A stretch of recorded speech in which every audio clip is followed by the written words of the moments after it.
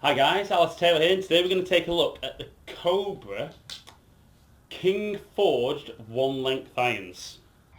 So we've got the Cobra King Forged one length irons, so all exactly the same length as a 7-iron. Fairly thin top line and a quite compact head, so certainly aimed at the better player. Got some kind of just light blue and orange colour in the back, kind of keeping the theme that Cobra have had with those colours for the last couple of years. But all in all, a great looking players club that's just going to have a little bit of forgiveness for those slight mishits. So guys, I've got 4-iron, 6-iron and 8-iron, and we can see with them stood in front of me, quite randomly, they're all the same length. So the theory with the irons from Cobra for this year, just with the one length irons, is that every iron is going to be the same length, same lie as a 7-iron. Hopefully making it easier for you guys to be more consistent in what you do and hit better shots through every club in the bag. So we're going to hit 3 shots. I've done a little bit of testing first just to kind of get used to setup and things, but I'm going to hit 3 shots, real balls, GC2 with 8-iron, 6-iron and 4-iron. We're going to hit them kind of at a target just to see how they'd kind of go into a green and how they'd react. We're going to talk about some of the theory behind this and some of the technology. We're going to see how they perform most importantly, and whether this will be something that you might be willing to put in your bag or certainly something that you might be willing to try. So 8-iron. Now I do a lot of custom fitting anyway, so everything's 7-iron length, so in theory for me this is just like ½ inch longer than standard. But certainly when you set up to the golf ball, as an 8-iron, it does feel that little bit longer behind the ball. And certainly in testing, I need to be quite conscious that I make sure I remind myself I'm setting up distance from the ball from a 7-iron. Even though with my coaching, I talk to pupils about place your hands on the club, get the club behind the ball, and that dictates your distance from the ball. I still think for me there's that little preconception that 8-iron I want to stand closer, 6-iron I want to be further away than a 7-iron, 4-iron I want to give myself a bit more space. So I had to feel that I consciously made myself think about that I was setting up with a 7-iron. Now, the one thing I did need to change with my setup is I did still feel that I needed to move my ball position around. So short iron central, longer clubs more towards the kind of front foot, which changes my angle of attack slightly, but also changes my swing direction in order for me to be able to get my path and club face where I want to impact.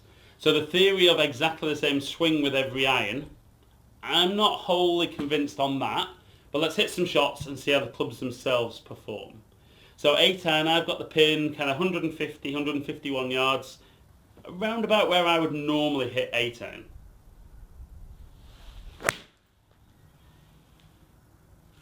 So if anything felt a tiny bit out of the toe. But again, it'd be on the green. Good shot. So again, didn't feel the best of strike, but I would take, any time I hit the ball on the green, I would take that. That's more than acceptable for me. So second shot with the 8-iron, again, just got to remind myself about my distance from the ball and make my swing. That felt a better strike, and we can see that one much more at the flag. If anything, slightly past the flag, but really good shot. And we do one final one with 8-iron. I mean, I think the look and the feel of the actual head itself, fantastic. Looks really more of a player's club, so it certainly appealed to me visually. I could just get GC2 to pick the ball up, that'll be absolutely perfect. Okay, so third shot with 8-iron. Got one good one and one kind of solid one on the green.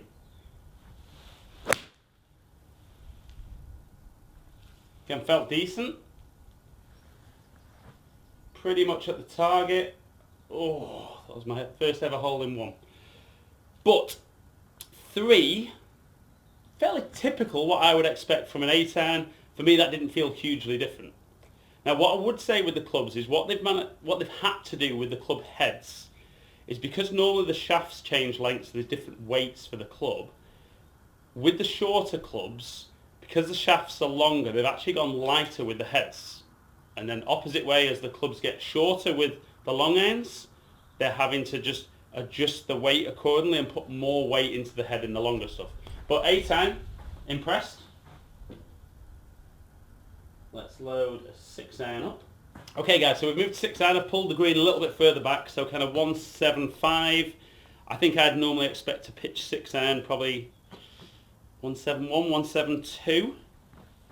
Now, again, as I switch to 6, for me, because these two clubs are kind of quite close to 7-iron, it doesn't feel massively different. I think it still looks great behind the ball. Again, just got to make sure I don't give myself that extra room. Just turn that over a little bit more. It's just going to miss the green just left. But in a few extra yards, carry was about right. So, I thought strike was decent. Let's just get ready for shot number 2. Probably just need to allow for my little bit of a draw. You guys can comment whether you think it's a little bit of a draw or a hook. Now that didn't feel quite as good a strike. So it's on the green, a little bit short, but again, nice and forgiving. I'd like that. For me, one where I don't quite strike it. And one final one with 6-iron. I think it's intriguing, this though. I think for you guys, a lot of you guys who have played a long time, I think the initial concept of having one length iron might be a bit challenging, but for guys who are very new to the game, I think it'll make a lot of sense. It felt more like the kind of shot I would hit. Maybe felt a little higher than I would normally hit it. But again, I'd take that. Good solid shot, heart of the green. And again, performing very like I would expect a 6-iron to perform. So let's switch from 6 to 4. Now, for a 4-iron, I think I'd normally be pitching it around 190. So I've pulled the flag back to just under 200. Hardest thing when I'm comparing clubs with these is actually picking the right ones up, because I'm so used to looking at different lengths as well as the different lofts. But this is where it feels very, very different.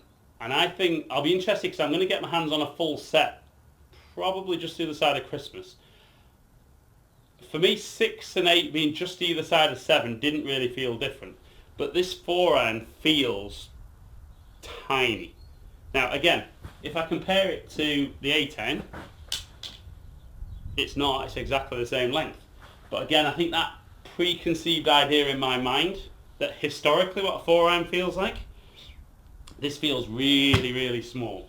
But lofts according, 7-iron is at 33, I think 4-iron's 23, so not massively stronger. I was honestly expecting 4-irons and things to have to get down to kind of like 18, 19 degrees in order to get distance. So let's see if we get proper distance with this 4-iron. It's a good strike. Didn't quite turn over, so I think that might just cling onto the right edge. Distance was absolutely perfect. For me, trajectory of shot was good. Again, I'd have worried that maybe because I don't generate the speed, that I wouldn't have got the ball up and flying. But certainly with able to put more weight in this head, they're able to move the centre of gravity a bit lower. And then equally with the more lofted clubs being lighter, the centre of gravity is not going to be right down at the bottom, so they're not going to balloon if they're a little bit more lofted. But first 4-iron, pleased. Number 2. Well, I've lost my draw. That one's going to hang out to the right again.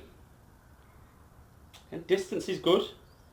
And I know I'm going to miss greens down to accuracy. That's down to me just not quite getting my club face where I want it. My path's usually pretty consistent.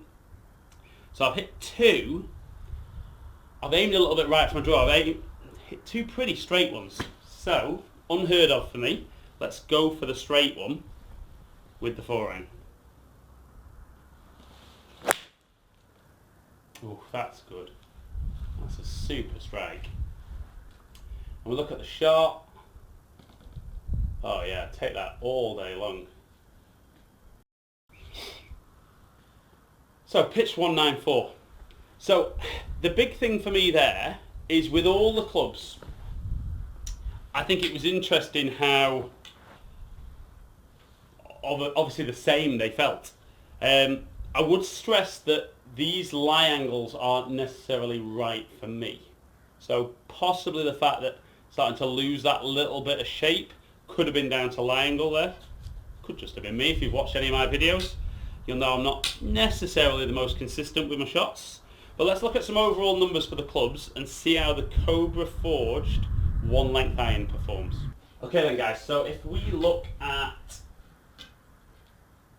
8 iron to begin with, we are looking at, and ignore club head speed here because I'd expect, if I put the dots on to use HMT, I expect club head speeds to be very similar.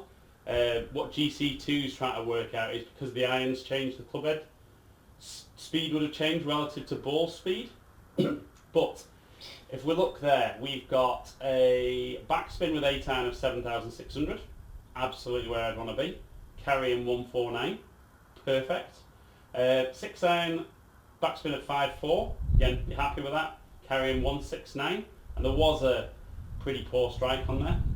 And a 4 iron backspin of 4,500, which is very, very appealing, with an average carry of 188. We also look at the heights of the shots, all kind of just around that 30-yard peak height. So me performing very, very well. Okay guys, so we've looked at the numbers for this club, and like I said, it's only 4 iron, 6 iron and 8 iron, and I'm very interested to get like a full set and get out on the course and play. But for me, my initial concerns with this 1 length theory would be, would I still get the expected level of performance as I moved club to club? Did I get that? Absolutely. Now, I think a lot of the theory is very sound. Like I said, I don't think it's one swing. So I think that is the challenge. I do think ball position has to change, and therefore, like I said, just to get your path the same, because the ball's in a different part of the arc, the direction of the swing is going to change slightly to keep that club path. But that's maybe getting into technicalities of the golf swing. Do I think 1 length is a good theory? Yes. Is it a new theory? No. I saw single length irons late 80s, early 90s. I know Tommy Armour, for example, did a set, and it never really took off. I think it's a struggle when something's very, very different for golfers to actually embrace it. I think back then as well, there was no big name player using it. So I think Cobra have got an opportunity with Bryson DeChambeau using it.